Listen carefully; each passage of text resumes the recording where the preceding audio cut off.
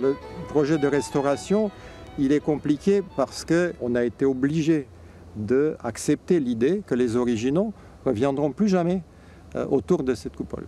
Donc les originaux seront mis à l'abri, présentés aussi au public, et le tout sera remplacé par des copies en pierre faites par des vrais sculpteurs selon les procédés traditionnels. Donc on avait deux catégories d'éléments de statuaire, les génies qui sont des éléments de grande taille qui se voient de très loin puisqu'on est à 45 mètres de haut, et les anges qui sont des éléments un petit peu plus détaillés, ils se voient un peu plus, ils sont à 20 mètres de haut, ils sont plus finis, plus détaillés, et on a considéré qu'on pouvait tirer profit d'une technique différente.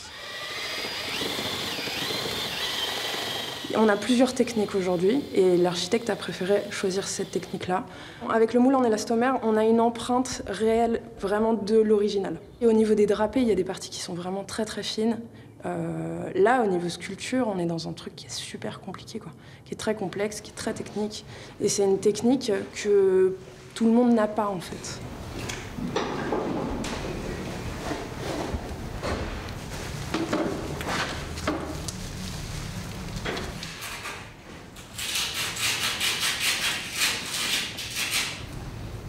Donc là, on a terminé le moule en élastomère qui est fait sur l'original. Et on est en train de faire le tirage en plâtre, en fait, pour pouvoir du coup avoir une réplique en plâtre. Le fait de l'armer avec de la filasse, ce sera beaucoup plus solide que si on la faisait pleine. En plus, le plâtre, si on fait une statue comme ça, pleine, le plâtre, quand il tire, il chauffe, il gonfle. Et puis là, ça veut nous faire un modèle qui va être déformé.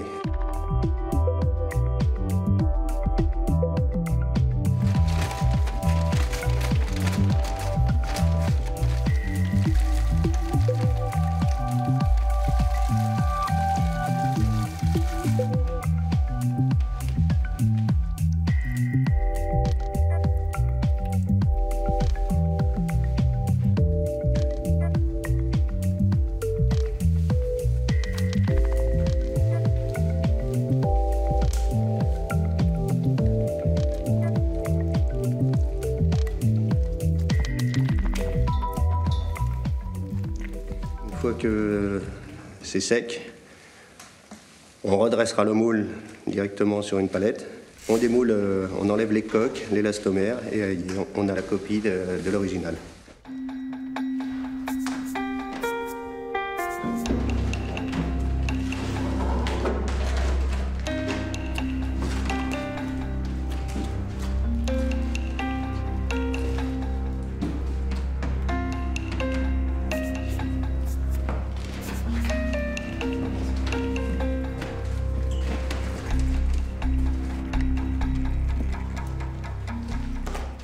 La prochaine étape, ça va être de retirer un petit peu les coutures, de combler les gros manques en fait en bulles qu'on va retrouver.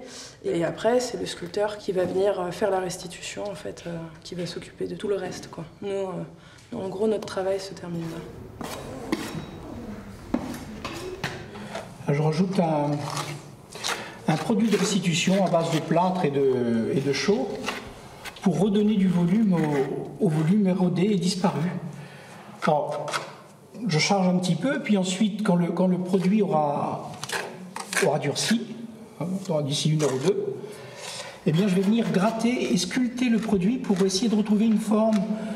Le moulage reproduit fidèlement ce qu'est la statue originale, érodée et abîmée. Et c'est là-dessus que je vais faire une proposition de restitution de formes disparues.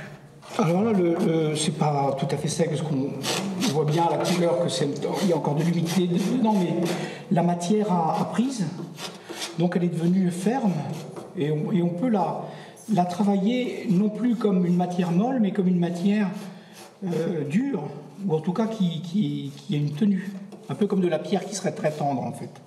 Dans ce genre de travail, de restitution, c'est de savoir où on s'arrête, parce que comme tout est abîmé, si on fait tout trop à neuf, on va voir qu'il y a une intervention neuve, et généralement c'est pas très beau, quoi, parce qu'on a une partie neuve et puis une partie usée. Cet aspect un petit peu usé, on verra que le temps est passé dessus quand même, si vous voulez, malgré la restauration.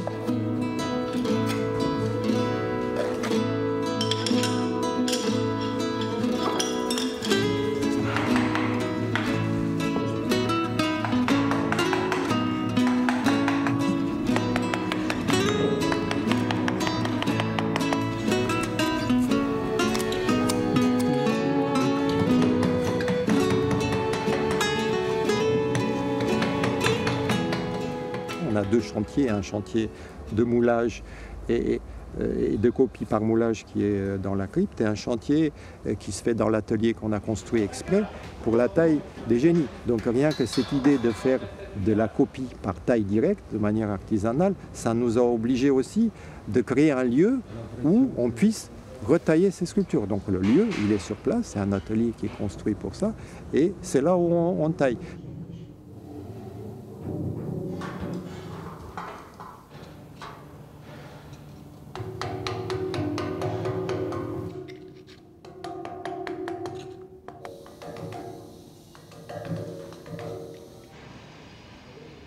En train de travailler sur la maquette, sur la reproduction de l'original. Je remets des masses dessus pour retrouver le volume de façon à resculpter cette statue dans un bloc de pierre.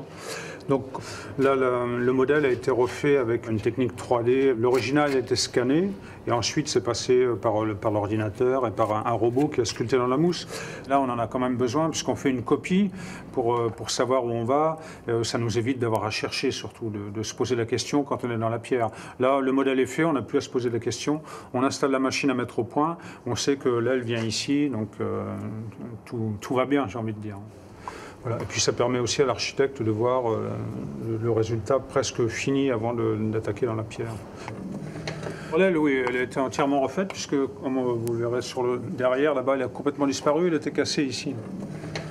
Donc là, j'ai collé un bloc de mousse juste derrière.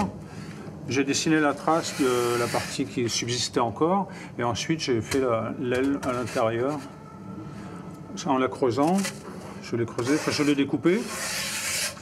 Je l'ai creusé et ensuite j'ai fini les plumes avec du plâtre pour faire une reconstitution qui soit le plus proche possible de l'original. On s'inspire de celles qui sont encore en très bon état et puis bon, avec la connaissance de la sculpture que l'on a, on voit quand même certaines choses comme les rubans par exemple. Bon, il faut rester dans le style, c'est certain, mais on voit par exemple un ruban comme celui-ci.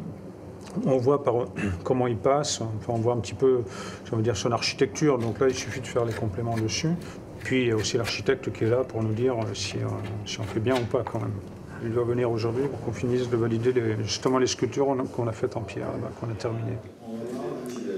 Donc peut-être que comme le visage, ça mériterait un petit coup de rebouchage. Oui. Un petit peu sur le nez, il y a une petite retouche à faire, une dernière petite retouche. Toute petite parce qu'à force de travailler, c'est comme ça fait des vallées, ça fait des creux.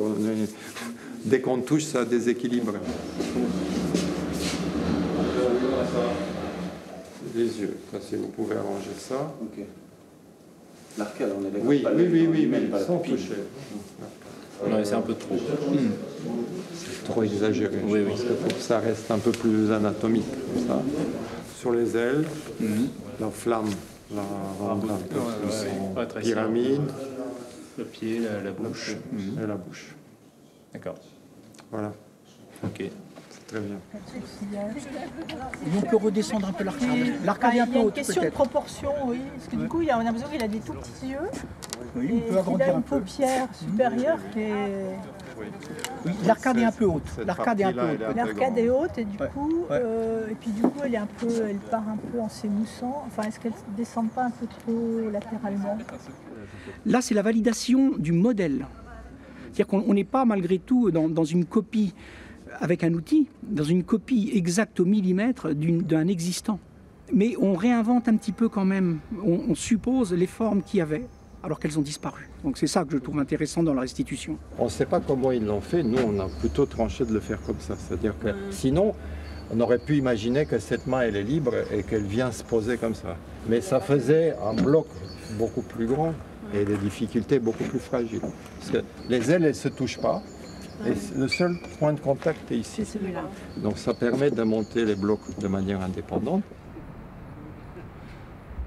Quand on est satisfait du résultat, ou à peu près, eh bien à ce moment-là, on remoule l'ensemble. Et là, dans le moule, on va couler de la pierre reconstituée, qui est un genre de produit, si vous voulez, qui imite un peu la pierre. Et ce sont ces moulages en pierre reconstituée qui seront reposés en lieu et place des anciennes statues, qui sont déposées maintenant depuis plusieurs décennies. Le procédé il se justifie bien parce que c'était de la pierre. Vaut mieux mettre quelque chose qui ressemble à la pierre, qui vieillit comme de la pierre, qui va se griser avec le temps comme de la pierre. Il va peut-être même s'éroder, se casser un peu comme de la pierre. Parce que si on met un procédé de synthèse, un produit qui lui vieillira d'une manière très différente, on sera un peu en décalage.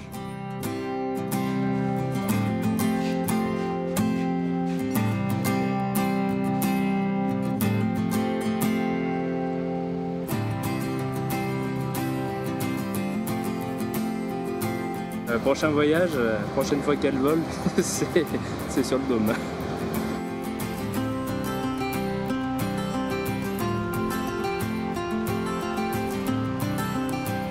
Ça c'est là où il y aura la tête? Je suppose les lits sont comment? C'est le prochain bloc alors? Oui, c'est celui-ci. Oui.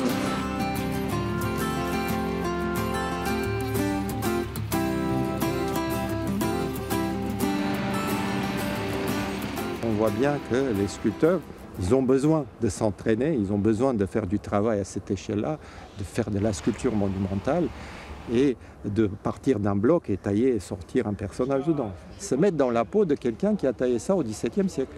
C'est magique. Sur le dôme, si vous le regardez, la sculpture manque et ça l'appauvrit et il y a quelque chose qui est réellement en moins. Ce n'est pas des éléments d'architecture figés, justement. C'est quelque chose qui est entre la sculpture et l'architecture.